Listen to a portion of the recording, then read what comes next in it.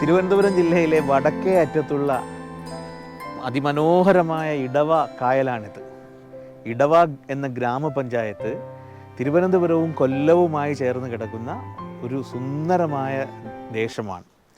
ഇടവ, വെൺകുളം, കാപ്പിൽ, ഓടയം, വെറ്റക്കട മുതലായ ഈ ഭൂവിഭാഗങ്ങളിൽ നിന്ന് നിരവധി വിശ്വവിഖ്യാതരായ വ്യക്തിത്വങ്ങൾ ഉയർന്നു വന്നിട്ടുണ്ട്. ചരിത്രത്തിൽ നിരവധി സംഭവങ്ങൾക്ക് സാക്ഷ്യം വഹിച്ച ഒരു ദേശം കൂടിയാണ് ഇടവ.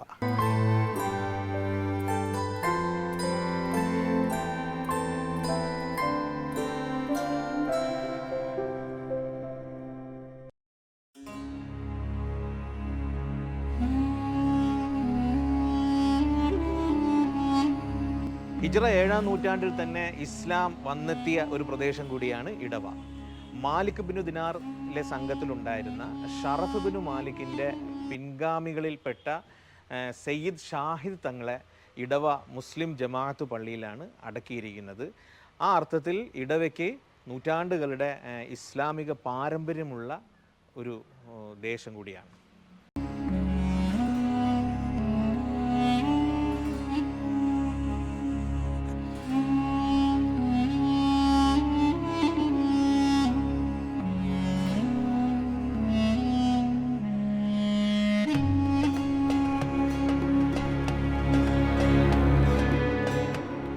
കാപ്പിലിനടുത്തുള്ള പരവൂരിലാണ് കേരളീയ വാസ്തു ശൈലിയിലുള്ള ഈ പള്ളി സ്ഥിതി ചെയ്യുന്നത്. പരവൂർ പുത്തൻപള്ളിക്ക് ഏകദേശം 750 വർഷം പഴക്കമുണ്ടെന്നാണ് ചരിത്രകാരന്മാർ അഭിപ്രായപ്പെടുന്നത്. മെലഡിയുടെ വസന്തങ്ങൾ തീർത്ത ദേവരാജൻ മാസ്റ്ററുടെ നാടുകൂടിയാണ് പരവൂർ. പുരാതനമായ ഒരു മുസ്ലിം വ്യാപാര കേന്ദ്രം കൂടിയായിരുന്നു ഇടവ. 1726 ആറ്റിങ്ങൽ റാണിയുടെ അനുമതിയോടുകൂടി ബ്രിട്ടീഷുകാർ ഇവിടെ ഒരു പണ്ടകശാല സ്ഥാപിക്കുന്നത്. അതിനു മുന്നേ തന്നെ ഡച്ചുകാരുടെ ഒരു ഭണ്ഡാരവും ഇവിടെ ഉണ്ടായിരുന്നു.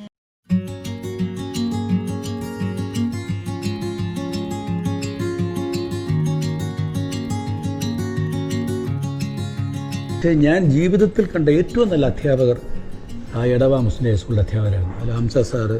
ഞാൻ എപ്പോഴും പറയും, ഞാൻ ജീവിതത്തിൽ ഇംഗ്ലീഷ് മലയാളം മീഡിയത്തിൽ പഠിച്ച ഈ ഇടവ സ്കൂളിൽ മലയാളം മീഡിയമാണ്. പക്ഷേ അവിടെ ഞങ്ങളെ ഇംഗ്ലീഷ് പഠിപ്പിക്കുന്ന ഒരു സാറുണ്ട്, ഗഫൂർ സാർ. അദ്ദേഹത്തിൻ്റെ ക്ലാസ്സസ് വെർ സോ ഇംപ്രസീവ്. അദ്ദേഹം ഇവിടെ സ്വീറ്റ് എന്ന് പറഞ്ഞാൽ അത് പറയുമ്പോൾ തന്നെ ആ ഫീലിംഗ് വേണം. എങ്ങനെ നീ പറയും? സ്വീറ്റ്. സ്വീറ്റ് എന്ന് പറയുമ്പോൾ നിനക്ക് നാവിൽ മധുരം ഉണ്ടാകണം. ഇങ്ങനെ പഠിപ്പിച്ച ആ ഗഫൂർ സാറിനെ ഞാൻ പലപ്പോഴും ഒരു ഇംഗ്ലീഷിൽ ഒരു ആർട്ടിക്കിൾ എഴുതുകയാണെങ്കിലും ഇംഗ്ലീഷിൽ പ്രസംഗിക്കുകയാണെങ്കിലൊക്കെ ഇപ്പോഴും ഞാൻ ഓർക്കും. സത്യം പറഞ്ഞാലും പ്രശസ്തമായ സ്കൂളാണ് ഇടവ മുസ്ലിം ഹൈ സ്കൂള്. എത്രയോ വർഷങ്ങൾക്ക് മുമ്പുള്ളതാണ്. അവിടുന്ന് ഇടവ, വർക്കല, കാപ്പിൽ, പിന്നെ ഓടയം, പിന്നെ നടയറ, പിന്നെ അയിരൂർ, ഈ ഭാഗത്തുള്ള എല്ലാ കുട്ടികളും വന്ന് പഠിച്ചിരുന്ന ഒരു സ്കൂൾ അതായിരുന്നു. ആ വലിയ ഒരു മേഖലയിൽ, അതായത് ഒരു താലൂക്കിന് സമാനമായ പ്രദേശങ്ങളിൽ കുട്ടികൾ പഠിച്ചിരുന്ന ഒരു സ്കൂളാണ് ഇടവ മുസ്ലിം ഹൈ സ്കൂൾ. മുസ്ലിംസിന് വിദ്യാഭ്യാസ മേഖലയിൽ ഏറ്റവും ഉയർന്ന തലത്തിൽ നിൽക്കുന്ന പ്രദേശമാണ് ഇടവ. അക്കാലത്ത് തന്നെ ഒരുപാട് നിയമജ്ഞന്മാർ ഇടവയിലുണ്ടായിരുന്നു, നിയമം പഠിച്ചവർ. അബ്ദുൽ ഹമീദ് വക്കീൽ എന്ന് പറഞ്ഞ് സിംഗപ്പൂരിൽ പോയി പ്രാക്ടീസ് ചെയ്തിട്ടുള്ള വക്കീലുണ്ടായിരുന്നു. മൂസ വക്കീൽ എന്ന് പറയുന്ന വക്കീൽ ഇടവയിലുണ്ടായിരുന്നു. അതുപോലെ തന്നെ ഏറ്റവും കൂടുതൽ മലയാള സമൂഹത്തിലെ അധ്യാപകരുണ്ടായിരുന്ന പ്രദേശം ഇടവയാണ്. ഈ വെൺകുളവും അതീവ സമൃദ്ധമായ ഒരു പ്രദേശമായിരുന്നു. അവിടെ ആയിരുന്നു ഒരുപക്ഷെ ലോക ചരിത്രത്തിൽ തന്നെ ഏറ്റവും കൂടുതൽ അധ്യാപകരുണ്ടായിരുന്ന ഒരേ ഒരു പഞ്ചായത്തിന്റെ ഭാഗം. വക്കം മൗലവിയുടെ ബഹുമുഖമായ പ്രവർത്തനങ്ങളുടെ ഭാഗമായിട്ടുള്ള ഒന്നായിരുന്നു മുസ്ലിങ്ങളുടെ വിദ്യാഭ്യാസപരമായ പുരോഗതി ലക്ഷ്യം വെച്ചുകൊണ്ടുള്ള പ്രവർത്തനങ്ങൾ. അതിൻ്റെ ഭാഗമായിട്ട് ഇടവയിൽ സ്കൂൾ സ്ഥാപിക്കുന്നതിന് അദ്ദേഹം അർത്ഥവത്തായ സംഭാവനകൾ അർപ്പിച്ചിട്ടുണ്ട്. ഇടവയിലെ സാംസ്കാരികമായ മതപരമായ പുരോഗതിയിൽ വളരെ നിർണായകമായ സ്ഥാനം വഹിച്ച ബർക്കാത്തുൽ മുസ്ലിം സമാജത്തിൻ്റെ അമരക്കാരിൽ ഒരാളായിരുന്ന ഹാജി എൻ എ യൂസുഫുമായി ചേർന്ന് സ്കൂൾ ആരംഭിക്കുന്നതിനുള്ള പ്രവർത്തനങ്ങൾക്ക് അദ്ദേഹം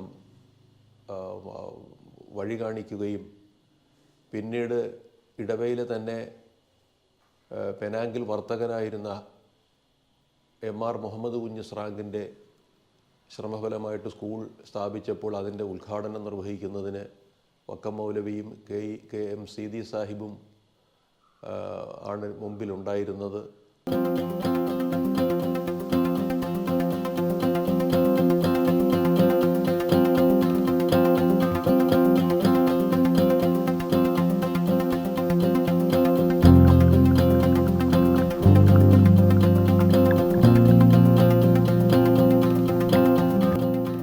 എൻ്റെ പിൻഭാഗത്ത് കാണുന്നത് വെറ്റക്കടയിലെ വളരെ പ്രശസ്തമായ എന്നാൽ ചരിത്രത്തിൽ അധികമൊന്നും അറിയപ്പെടാത്ത ഒരു പള്ളിയാണ്. ഈ പള്ളിക്ക് ഒരു ചരിത്രമുണ്ട്. ഈ പള്ളിയുടെ ചരിത്രം നമ്മൾ അന്വേഷിച്ച് പോകുമ്പോൾ നമ്മൾ എത്തുന്നത് തമിഴ്നാട്ടിലെ തേങ്ങാപട്ടണത്തിലും അതുപോലെ തുർക്കിയിലുമാണ്. കേരള മുസ്ലിം ചരിത്രത്തിൽ അധികമൊന്നും രേഖപ്പെടുത്താത്ത ഒരു കുടുംബമാണ് ആശാൻ കുടുംബം. തഞ്ചാവൂരിലെ രാജാവ്, നാട്ടുരാജാവ് തൻ്റെ സഹായത്തിനായി അന്ന് തുർക്കിയിൽ നിന്നുള്ള കുതിരപ്പടയാളികളുടെ സഹായം അദ്ദേഹത്തിന് ധാരാളമായിട്ട് ആവശ്യം വരികയും ചെയ്തു. അദ്ദേഹത്തെ സഹായിക്കാനെത്തിയ ഈ പടയാളികളാണ്, ഒരുപാട് കരുത്തുള്ള ഈ പടയാളികളാണ് പിന്നീട് തേങ്ങാപട്ടണത്തിലെത്തുന്നത്. തേങ്ങാപട്ടണം വഴിയാണ് ശരിക്കും അവർ ഇടവയിലെത്തുന്നത്. ഇടവയിൽ വന്നുകൂടി അവർ പിന്നീട് കേരളത്തിൻ്റെ വിവിധ ഭാഗങ്ങളിലായിട്ട് വ്യാപിച്ചു.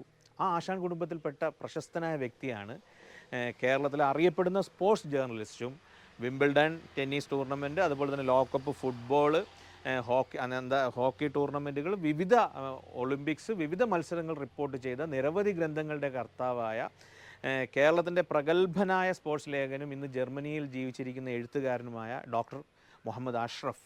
മാങ്കൂട്ടം കുടുംബം, അത് ആശാൻ കുടുംബത്തിൻ്റെ ഒരു ശാഖയാണ്. ആശാൻ കുടുംബത്തിന് അന്ന് അവർ നിർമ്മിച്ച പള്ളിയാണ് നമ്മൾ ഈ കാണുന്ന വെറ്റക്കട പള്ളി.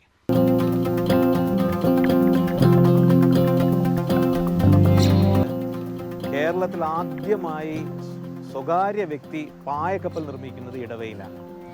അന്നത്തെ പള്ളിത്തേക്കതിൽ എന്ന സമ്പന്ന കുടുംബത്തിലെ, ഈ പള്ളിത്തേക്കതിൽ എന്നുള്ളത് ആശാൻ കുടുംബത്തിൽപ്പെട്ടതാണ്. മുഹമ്മദ് കുഞ്ഞ് ആശാൻ എന്ന മമ്മൂൻ ആശാനാണ് ആദ്യമായി പായക്കപ്പൽ നിർമ്മിക്കുന്നത്. അദ്ദേഹം വലിയൊരു വ്യാപാരിയായിരുന്നു, സഞ്ചാരപ്രിയനായിരുന്നു, അതുപോലെ തന്നെ പല സ്ഥലങ്ങളുമായിട്ട് വ്യാപാരം നടത്തിയിരുന്നു.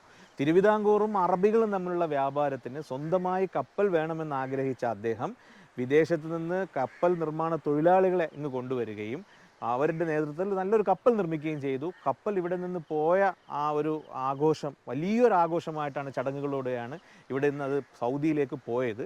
പക്ഷേ ആദ്യ യാത്രയിൽ തന്നെ കപ്പലിന് എന്ത് സംഭവിച്ചു എന്നുള്ളത് ഇന്നും ദുരൂഹമായി തുടരുന്നു. ഇതിൻ്റെ ഈ രേഖകൾ, ഈ കപ്പലുണ്ടാക്കിയതിൻ്റെ രേഖകളൊക്കെ ഇന്നും ചരിത്ര പഠന ഗവേഷകർ അതിനെക്കുറിച്ചുള്ള രേഖകൾ പുറത്തുവിട്ടിട്ടുണ്ട്.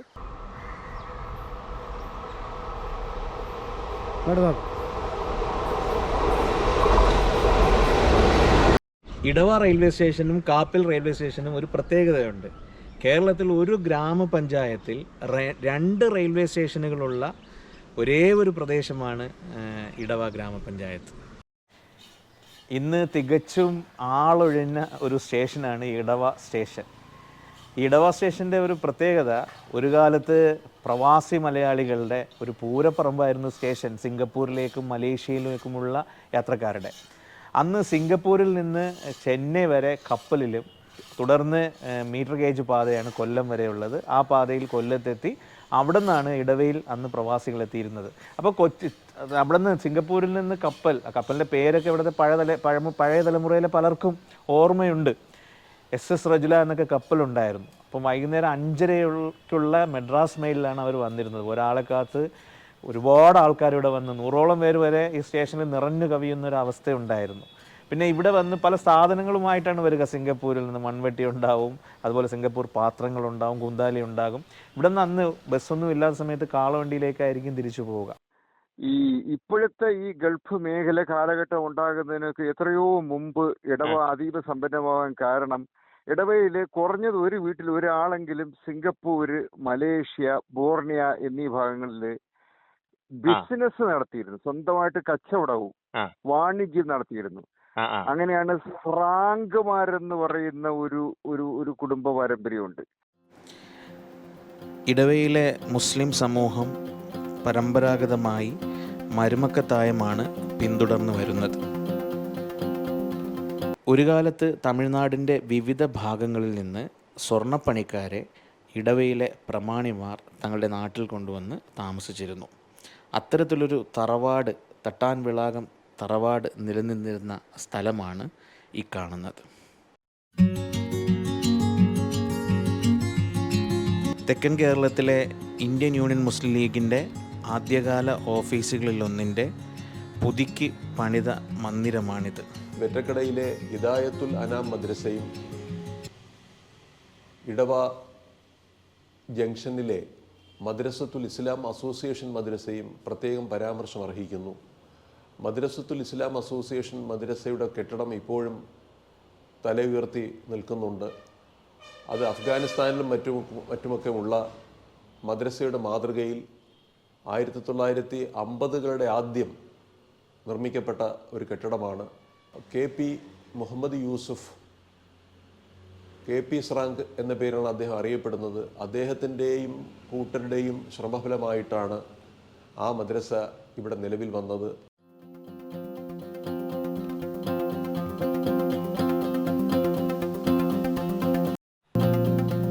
കേരളത്തിൻ്റെ ചരിത്രത്തിൽ ഒരു പ്രസ് നിലനിന്നിരുന്ന സ്ഥലമാണ് ഇവിടെ ഈ കാട് പിടിച്ച് കിടക്കുന്നത്.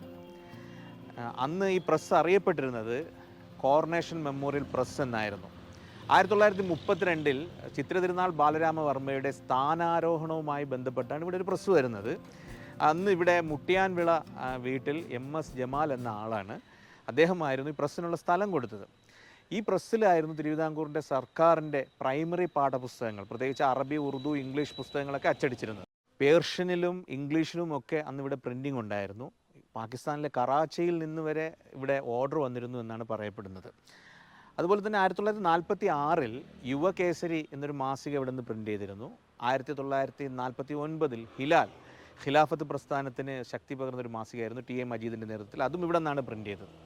1957 ഈ കോട്ടയത്തെ സാഹിത്യ പ്രവർത്തക സഹകരണ സംഘം മാതൃകയിൽ ഇവിടെ ഒരു പ്യൂപ്പിൾ പബ്ലിഷിംഗ് ഹൗസ് എന്നൊരു പ്രസാധനാലയം ഉണ്ടായിരുന്നു.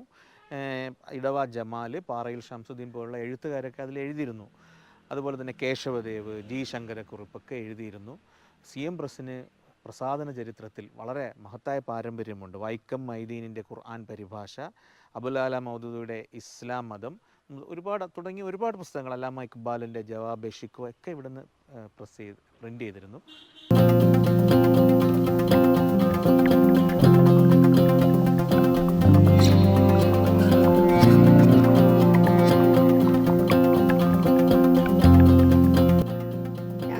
പഠിക്കാൻ പോകുന്ന കാലത്തെല്ലാം പ്രസ്സിൽ പണിയും നടക്കുന്നുണ്ടായിരുന്നു.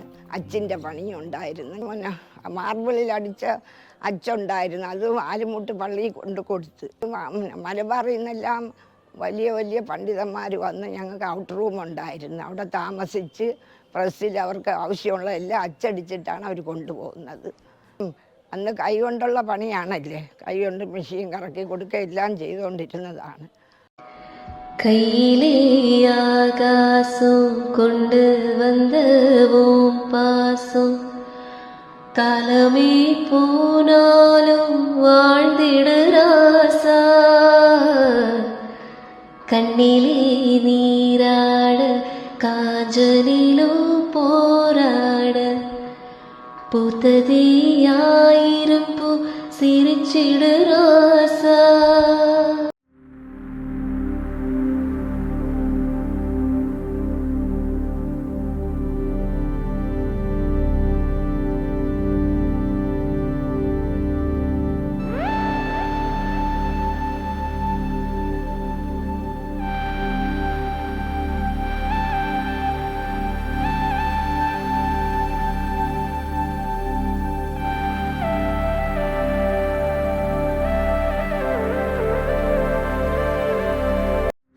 എൻ്റെ പുറകിൽ കാണുന്ന ഓടയം മുസ്ലിം വലിയ ജുമാഅത്ത് പള്ളി, ഈ പള്ളിക്കൊരു പ്രത്യേകതയുണ്ട്. ഇന്ത്യൻ വ്യോമയാന ചരിത്രത്തിൽ അതുല്യ മുദ്ര പതിപ്പിച്ച, ചരിത്രത്തിൻ്റെ തന്നെ ഭാഗമായി തീർന്ന, ഓടയത്തെ ഈ ഗ്രാമത്തിൽ ജനിച്ചു വളർന്ന, ഇന്ത്യയിലെ ആദ്യ സ്വകാര്യ വിമാന കമ്പനിയുടെ അധിപനായി തീർന്നിരുന്ന തഖിയുദ്ദീൻ അബ്ദുൽ വാഹിദ് പുതുക്കി പണിത പള്ളിയാണിത്.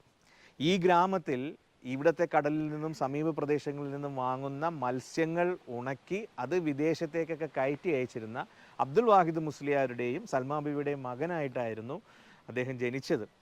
43 വയസ്സിൽ നിന്ന് അദ്ദേഹം ഈ ലോകത്തു നിന്ന് പിൻവാങ്ങുമ്പോൾ ചരിത്രത്തിൽ അദ്ദേഹം മുദ്ര പതിപ്പിച്ച സ്ഥാനം ഇന്ത്യയിലെ ആദ്യ സ്വകാര്യ വിമാന കമ്പനിയുടെ അധിപൻ എന്നായിരുന്നു. 2016 ജോസി ജോസഫിൻ്റെ ഈ പുസ്തകം പുറത്തിറങ്ങുന്നത്. ജെറ്റ് എയർവേസ് എന്ന മറ്റൊരു വിമാനത്തിൻ്റെ സ്ഥാപകനായ നരേഷ് ഗോയൽ ഈ പുസ്തകത്തിനെതിരെ 2000 കോടിയാണ് മാനനഷ്ട കേസ് ഫയൽ ചെയ്തത്.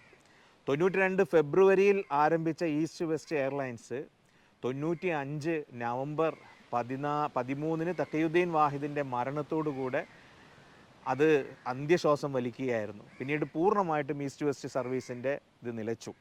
കാറിൽ വന്ന ഒരു സംഘം മുംബൈ ബാന്ദ്രയിൽ വെച്ച് അദ്ദേഹത്തിൻ്റെ കാറിലേക്ക് വെടിയുതിർക്കുകയായിരുന്നു. 30ഓളം വെടികളാണ് ഉതിർത്തത്. തൽക്ഷണം തന്നെ അദ്ദേഹം ഹോസ്പിറ്റലിൻ്റെ സമീപത്ത് വെച്ച് തന്നെ അദ്ദേഹം മരണമടയുകയും ചെയ്തു. അന്ന് അധോലോകവുമായി ബന്ധപ്പെടുത്തി ദാവൂദ് ഇബ്രാഹിമും ഛോട്ടാ രാജനുമൊക്കെയുമായിട്ട് ബന്ധപ്പെടുത്തി മുംബൈ പോലീസ് ഒരുപാട് കള്ളക്കഥകൾ ചമച്ചു. യഥാർത്ഥത്തിൽ തഖിയുദ്ദീൻ വാഹിദിനെ ഇല്ലാതാക്കിയത് ഇന്ത്യയിലെ ഹിന്ദുത്വ രാഷ്ട്രീയവും ഇന്ത്യയിലെ മുംബൈയിൽ വളർന്നു വന്ന പ്രാദേശികവാദവും അതോടൊപ്പം തന്നെ നരേഷ് ഗോയൽ എന്ന ജെറ്റ് എയർവേസിൻ്റെ സ്ഥാപകനായ വ്യവസായിയുടെ കുടിലതന്ത്രങ്ങളും ഭരണകൂടവുമായി ചേർന്നുള്ള കുടിലതന്ത്രങ്ങളുമായിട്ടായിരുന്നു. 35 കോടി മുതൽ മുടക്കിയ ഈസ്റ്റ് വെസ്റ്റ് എയർലൈൻസ് പിന്നീട് 8 കോടിയോളം ലാഭത്തിലേക്ക് മാറി. അപ്പോഴും ഇന്ത്യയുടെ ഔദ്യോഗിക വിമാന കമ്പനി 150 കോടി നഷ്ടത്തിലായിരുന്നു. മദർ തെരേസയ്ക്ക് അവരുടെ സാമൂഹിക പ്രവർത്തനങ്ങൾ കണക്കിലെടുത്ത് ഈസ്റ്റ് വെസ്റ്റ് എയർലൈൻസിൽ സൗജന്യ യാത്രയായിരുന്നു. അദ്ദേഹം കൊല്ലപ്പെട്ട് വർഷങ്ങൾക്ക് ശേഷം, തഖിയുദ്ദീൻ വാഹിദ് കൊല്ലപ്പെട്ട് വർഷങ്ങൾക്ക് ശേഷം 2019 അതേ ജെറ്റ് എയർവേസും തകർന്നു. അതോടൊപ്പം ഈ കഴിഞ്ഞ ദിവസങ്ങളിൽ നരേഷ് ഗോയൽ 508 കോടിയിലധികം കള്ളപ്പണം വെളുപ്പിച്ചതിന് അറസ്റ്റിലാവുകയും ചെയ്തു. അത് കാലത്തിൻ്റെ കാവ്യനീതിയാണ്.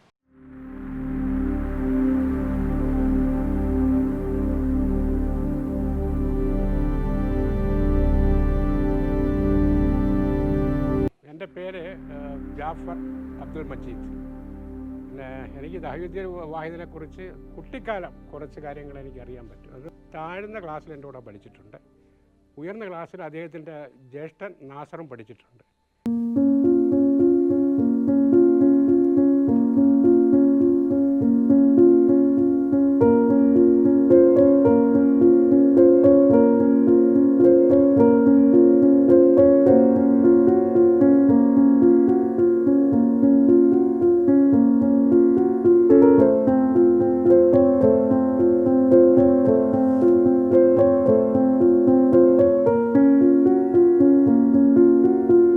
കാരുണ്യത്തിൻ്റെ പാഠപുസ്തകം എന്നറിയപ്പെടുന്ന വിഖ്യാത ഗ്രന്ഥമാണ് വിക്ടർ ഹ്യൂഗോയുടെ പാവങ്ങൾ.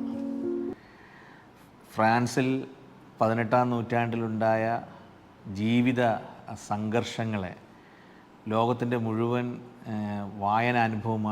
മാറ്റിയ ഒരു മഹത്തായ കൃതിയാണിത്. ഇപ്പോൾ ഈ പുസ്തകം നമ്മുടെ ഓടയത്തെ ഷാജഹാൻ സാഹിബിൻ്റെ വീട്ടിൽ അദ്ദേഹത്തിൻ്റെ സ്വകാര്യ പുസ്തക ശേഖരത്തിലുണ്ടായിരുന്ന പുസ്തകമാണ്. അദ്ദേഹത്തെയും ഏറ്റവും കൂടുതൽ സ്വാധീനിച്ച പുസ്തകങ്ങളിൽ ഒന്നാണിത്. ഇടവാ ഗ്രാമപഞ്ചായത്തിലെ ഓടയം എന്ന ഈ കുഞ്ഞു ദേശത്തെ കാരുണ്യത്തിൻ്റെ മുഖമായിരുന്നു ഷാജഹാൻ സാഹിബ്. അദ്ദേഹം നമ്മെ വിട്ടുപോയിട്ട് കുറച്ച് വർഷമായി. പക്ഷെ അദ്ദേഹത്തിൻ്റെ ഭൗതിക സാന്നിധ്യം ഇവിടെ ഇല്ലെങ്കിൽ പോലും അദ്ദേഹം കരകയറ്റിയ, അദ്ദേഹം കാരുണ്യപൂർവ്വം തലോടിയ ഒരുപാട് മനുഷ്യർ ഈ നാട്ടിലുണ്ട്. പ്രത്യേകിച്ച് അദ്ദേഹം വർക്ക് ചെയ്തിരുന്ന ഒമാനിലെ അൽ ഹരീബ് ട്രേഡിംഗ് കമ്പനി, ബിൽഡിംഗ് മെറ്റീരിയൽസ് കമ്പനിയുടെ ജീവാത്മാവായിരുന്നു അദ്ദേഹം. ഒരുപാട് മനുഷ്യരെ അദ്ദേഹം കാരുണ്യം കൊണ്ട് കരകയറ്റിയിട്ടുണ്ട്. അദ്ദേഹത്തിൻ്റെ സ്വന്തം സഹോദരൻ, അദ്ദേഹത്തിൻ്റെ പിതൃതുല്യനായ സഹോദരൻ ഫസൽ സാഹിബ് ആണ് ഇപ്പോഴിവിടെ ഉള്ളത്. അദ്ദേഹത്തിൻ്റെ വീടുമാണിത്. ഓടയം ഷാജഹാൻ സാഹിബ് ഈ നാട്ടിൽ മാത്രമല്ല, ഒരുപാട് മനുഷ്യരുടെ സ്നേഹം, അദ്ദേഹത്തിൻ്റെ പേര് കേൾക്കുമ്പോൾ തന്നെ ഒരുപാട് മനുഷ്യരുടെ കണ്ണ് നിറയാറുണ്ട്. താങ്കൾ അദ്ദേഹത്തിൻ്റെ എല്ലാ വളർച്ചയിലും ഒപ്പം നിന്ന വ്യക്തിയും കൂടെയാണ്. ഇപ്പം അത് സ്വന്തം സഹോദരനെ കുറിച്ച് താങ്കളുടെ മനസ്സിൽ വരുന്ന ചിത്രം എന്താണ്? അതുപോലൊരാളിന് നാട്ടിൽ ഇതുവരെ കിട്ടിയില്ല. അടുത്ത സമയത്ത് നമ്മുടെ ഓടയത്ത് ഒരു മരണം നടന്നു. അത് ഷാജഹാൻ ജീവിച്ചിരിക്കുന്ന കാലഘട്ടമാണെങ്കിൽ ആ മയ്യത്ത് പിറ്റേ ദിവസം ഇവിടെ വരും. 2 ആഴ്ച കഴിഞ്ഞു മയ്യത്ത് ഇവിടെ നാട്ടിൽ ഒരുപാട് കാര്യങ്ങൾ, പള്ളിയുടെ കാര്യമായാലും ആൾക്കാരുടെ കാര്യമായാലും പെണ്ണെ കെട്ടിക്കുന്ന കാര്യമായാലും എല്ലാ കാര്യത്തിലും അയാളോട് പറയുന്നതനുസരിച്ച് ആരാണോ ആവശ്യപ്പെടുന്നത് അവരുടെ അഭ്യർത്ഥന മാനിച്ചുകൊണ്ട് മാന്യമായ രീതിയിൽ ആ കാര്യങ്ങൾ ചെയ്യുമായിരുന്നു. ഞാനറിയാതെയും അറിഞ്ഞുകൊണ്ടും പലതും ഞാൻ അറിയത്തില്ല. നിങ്ങൾ തന്നെ പറഞ്ഞിട്ടുണ്ടല്ലോ, അദ്ദേഹം ചെയ്ത പല കാര്യങ്ങളും അദ്ദേഹം തന്നെ നിങ്ങളോട് പറയാറില്ല. അതായത് സാമ്പത്തികമായി അദ്ദേഹം ചെയ്ത ആദ്യം ഞാറായിക്കോണത്താണ് പഠിച്ചത്. ചെറിയ ക്ലാസ്സുകളിൽ ഞാറായിക്കോണവുമായിട്ട് ബന്ധപ്പെട്ട് സൈദ് സാറിൻ്റെ കീഴിലാണ് വിദ്യാഭ്യാസം തുടങ്ങിയത്. അത് കഴിഞ്ഞ് സൈദ് സാർ മുഖേന്ദ്രനാണ് ശാന്തപുരത്ത് പോകുന്നത്. സാധുക്കളായ ഒമാനികൾക്ക് വരെ സഹായം എത്തിക്കുമായിരുന്നു. ഓ മാഷാ അല്ലാഹ്. അതാണ് അതിൻ്റെ ഈ അൽഹദീബിൻ്റെ പ്രത്യേകത. ഏതാണ് അതായിരുന്നു ഒമാനിലെ രീതി. ഇത് കഴിഞ്ഞ് ഇവിടെ വന്നപ്പോൾ ഇവിടെയും എന്നെയാണ് ചുമതലപ്പെടുത്തിയത്. അത്യാവശ്യം കഴിക്കാൻ ഇല്ലാത്ത ആൾക്കാർക്ക് 10, 15, 20 ആൾക്കാർക്ക് വീടുകളിൽ അവർ പോലും അറിയാതെ വീടുകളിൽ എത്തിക്കണമെന്നുള്ളത് എന്നെക്കൊണ്ട് ചോദിപ്പിച്ച് അവരുടെ വീടുകളിൽ എത്തിച്ചിട്ടുണ്ട്. ആദ്യം ഞങ്ങൾ 5-ലാണ് തുടങ്ങിയത്, പിന്നെ അത് 10-ആയി, പിന്നെ 15-ആയി, 25 വരെ മരണസമയത്ത് 25ആയിരുന്നു.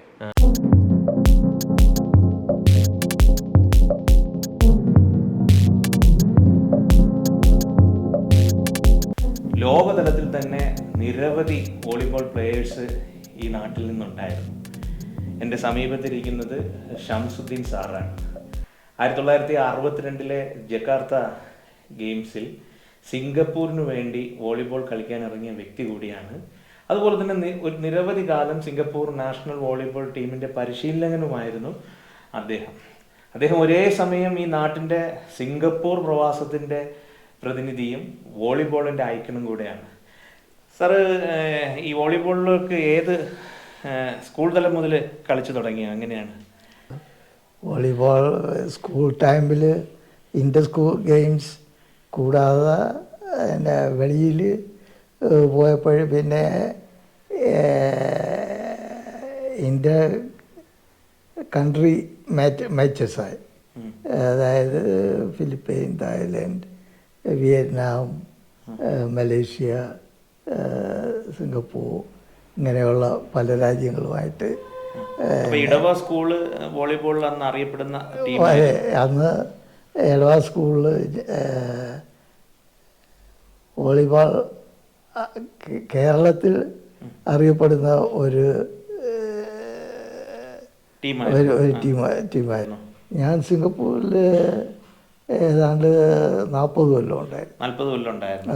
അവിടെ നാഷണൽ ടീമിന്റെ പരിശീലകനായിട്ടുണ്ടായിരുന്നു. ഞാൻ ഒരു എൻ്റെ ജോലി ഒരു പ്രൈവറ്റ് കമ്പനിയിൽ ജോലിയാണ്. പ്രൈവറ്റ് കമ്പനി എന്ന് പറഞ്ഞാൽ അവർ നല്ല യൂറോപ്യൻ കമ്പനി ആയതുകൊണ്ട് നല്ല സപ്പോർട്ട്. 5 മണി കഴിഞ്ഞാൽ നേരെ ഓഫീസിൽ നിന്ന് പോകുന്ന സ്റ്റേഡിയത്തിൽ രാത്രി 1 മണി വരെ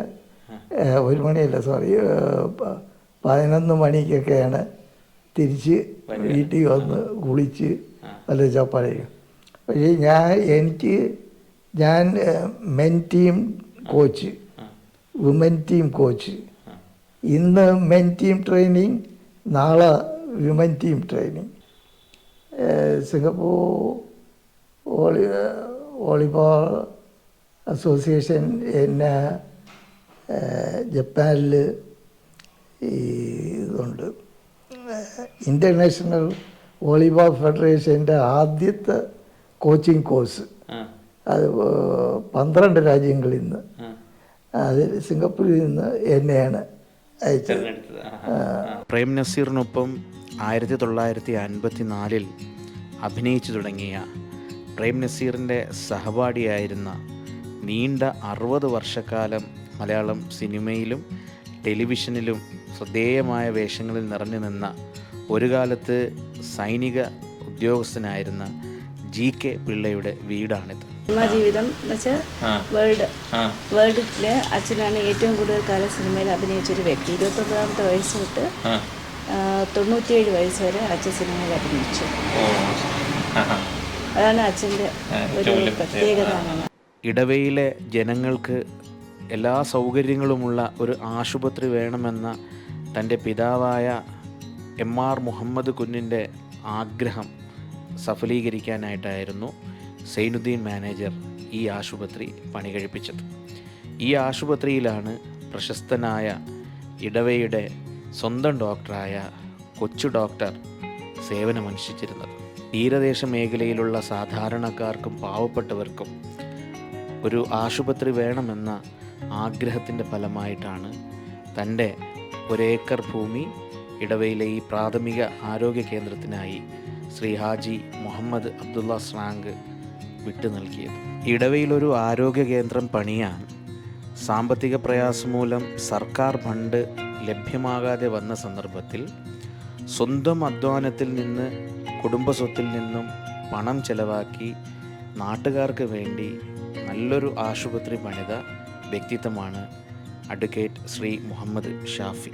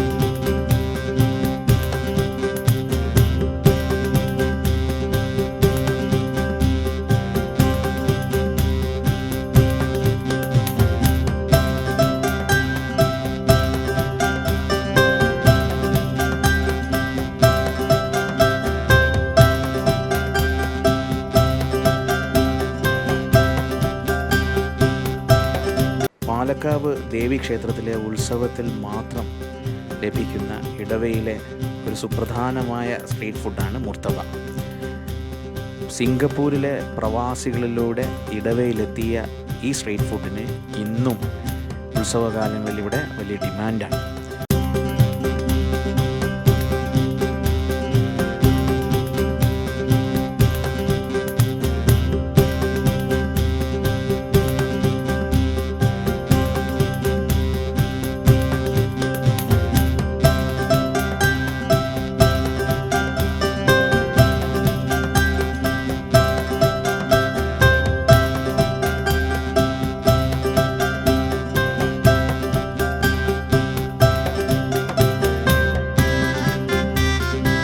ഷുക്കൂർ സാറിൻ്റെ അദ്ദേഹത്തിന് നീണ്ട പ്രവാസാനുഭവങ്ങളുണ്ട്, ഒരുപാട് സൗഹൃദങ്ങളുണ്ട്, 11ഓളം നാടകങ്ങളുണ്ട്. ഏറ്റവും വലിയ പ്രത്യേകത ഇടവ എന്ന ഈ ദേശത്ത് ആദ്യമായി കേരള സാഹിത്യ അക്കാദമിയുടെ എൻഡോൾമെൻറ്റ് അവാർഡ് നേടിയ വ്യക്തി കൂടിയാണ് അദ്ദേഹം. 11ഓളം നാടകങ്ങൾ, ഒരു നോവൽ, ഒരു കഥാസമാഹാരം, അതോടൊപ്പം പുതിയ കവിതാ സമാഹാരം വരാനിരിക്കുന്നു. ഇടവ ബഷീർ എന്ന വളരെ പ്രശസ്തനായ ഗായകൻ അദ്ദേഹത്തിൻ്റെ നിരവധി ഗാനങ്ങൾ ആലപിച്ചിട്ടുമുണ്ട്. അപ്പോൾ ആ കാലഘട്ടത്തിൽ ഞാൻ ഒരുപാട് വായന പ്രിയനാണ്. കുട്ടിക്കാലം മുതൽ അക്ഷരം എന്താണെന്ന് മനസ്സിലാകുന്ന പോലെ വായന, കവിതയായാലും നാടകമായാലും നോവലായാലും കഥയായാലും എല്ലാം കിട്ടുന്ന സമയത്ത് വായിക്കും. പക്ഷേ ഇതെനിക്ക് ഒരു നാടകമാക്കി മാറ്റണമെന്ന് തോന്നി. ഞാനങ്ങനെ ആ ആശയഗതി എൻ്റെ മനസ്സിൽ പതിഞ്ഞു നിന്നു. ഞാനങ്ങനെ കൈക്കൂലി വാങ്ങുന്നതും വാങ്ങാത്തതുമായ 2 കഥാപാത്രങ്ങളെ, അങ്ങനെയാണ് എൻ്റെ ആദ്യ നാടകം നടന്നത്.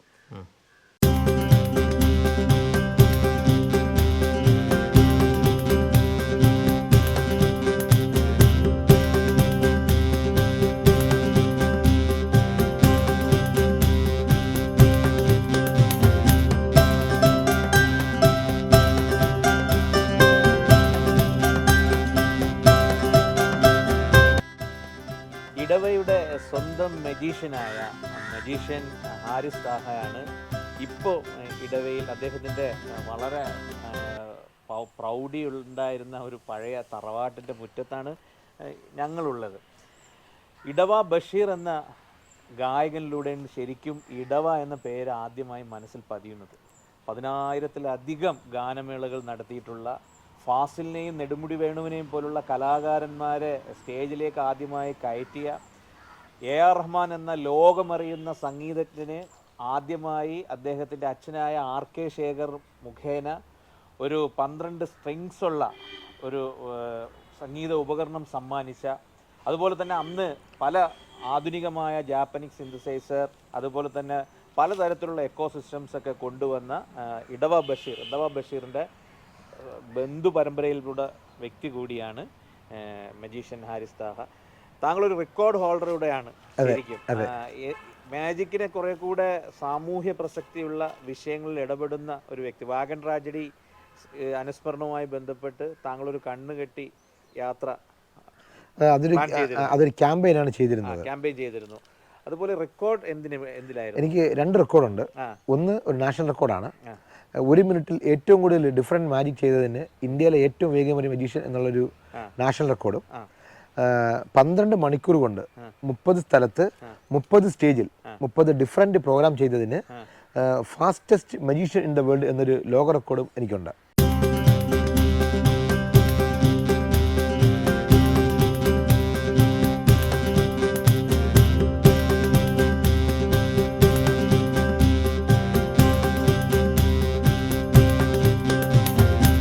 എൻ്റെ പേര് സുധികുമാർ. എൻ്റെ സ്വദേശം കടയ്ക്കലാണ്. കടയ്ക്കൽ വെള്ളാറോട്ടം എന്ന് പറയും. ഞാനിവിടുന്ന് ഈ ഇടവ വന്നിട്ട് ഏകദേശം ഇപ്പോൾ ഒരു 45 വർഷത്തോളമായി. ഇവിടെ വന്നതിന് ശേഷമാണ് ഞാൻ ഇതൊക്കെ ചെയ്ത് തുടങ്ങിയത്. ഈ തെങ്ങിൽ നിന്നുള്ള എല്ലാ സാധനങ്ങളും ഉപയോഗിച്ചു. എന്ന് പറഞ്ഞാൽ വേര് മുതൽ കുരുത്തോല നായ്മ്പ് വരെയുള്ള എന്തെല്ലാം ഇതുകൊണ്ടോ അതുകളിൽ നമുക്ക് നിത്യോപയോഗ സാധനങ്ങളും അലങ്കാര വസ്തുക്കളും ഇതൊക്കെ ഇങ്ങനെ നിർമ്മിക്കുകയും, അതിങ്ങനെ ജോലിയുടെ ഇടയിൽ എനിക്ക് കൺസ്ട്രക്ഷൻ ഫീൽഡായിരുന്നു. അപ്പോൾ അതിൻ്റെ ഇടയിൽ ഇത് എന്തോ ഇങ്ങനെ തോന്നി ചെയ്ത് തുടങ്ങിയതാണ്. അപ്പോൾ ഈ ചെയ്തിരിക്കുന്നതെന്നുള്ളത് ഫുള്ള് ചിരട്ടയിലാണ് ചെയ്തിരിക്കുന്ന ഫിഗറും ഇതെല്ലാം. ഇത് നമ്മുടെ സെൻറ്റർ ഓഫ് ഗ്രാവിറ്റി, അതായത് നമ്മൾ പണ്ട് പഠിച്ചിട്ടുള്ള ഈ ഉത്തോലക സിദ്ധാന്തത്തിൻ്റെ അത് വെച്ചിട്ടാണ് ഇത് ചെയ്തിരിക്കുന്നത്, ബാലൻസ് ചെയ്ത്. ഇത് ഒരു ഒറ്റ നാളികേരത്തിൽ തീർത്തൊരു ശില്പമാണ്. ഇത് ഞാൻ ചെയ്തിട്ട് ഏകദേശം ഇപ്പോൾ ഒരു 12 വർഷമാവും. ഇത് ചെയ്യാൻ എടുത്ത സമയം എന്ന് പറയുന്നത് ഏകദേശം ഒരു 14 മണിക്കൂർ കൊണ്ടാണ് ഈ ശില്പം ഞാൻ പൂർത്തിയാക്കിയെടുത്തത്. ഒരു മുതലയുടെ ശില്പമാണ്. ഇത് 7.5 അടി നീളവും 30 കിലോ ഭാരവും ഉണ്ട് ഇതിന്. ഇത് പൂർത്തിയാക്കിയെടുക്കാൻ എനിക്ക് ഏകദേശം 215 മണിക്കൂർ ആണ് ഞാനിതിന് എടുത്ത. പല ദിവസങ്ങളായിട്ട് അത് ചെയ്യുന്ന സമയം എഴുതിയിട്ട് 215 മണിക്കൂറാണ് ഞാൻ ഇതിനു വേണ്ടി ചിലവഴിച്ചത്. ഇതിന് ചിലവായ ചിരട്ടയെന്ന് പറയുന്നത് 250 നാളികേരത്തിൻ്റെ ചിരട്ട കൊണ്ടാണ് ഇത് നിർമ്മിച്ചിരിക്കുന്നത്. അതിൽ പല്ലൊക്കെ ചെയ്യും, അതെല്ലാം വെള്ള ചിരട്ട, കരിക്കിൻ്റെ ചിരട്ടയാണ്. പിന്നെ ഇതിൽ ചിരട്ട അല്ലാതെ ഉപയോഗിച്ചിട്ടുള്ള ഒരു സാധനം എന്ന് പറഞ്ഞാൽ ഈ കണ്ണിനൊരു ഗോട്ടിയും ഒരു അലുമിനിയം റിങ്ങും മാത്രമേ അതിന് വെച്ചിട്ടുള്ളൂ. ബാക്കിയെല്ലാം ഇതിനകത്ത് ചെയ്ത സ്ട്രക്ചറും എല്ലാം ചിരട്ട തന്നെയാണ്.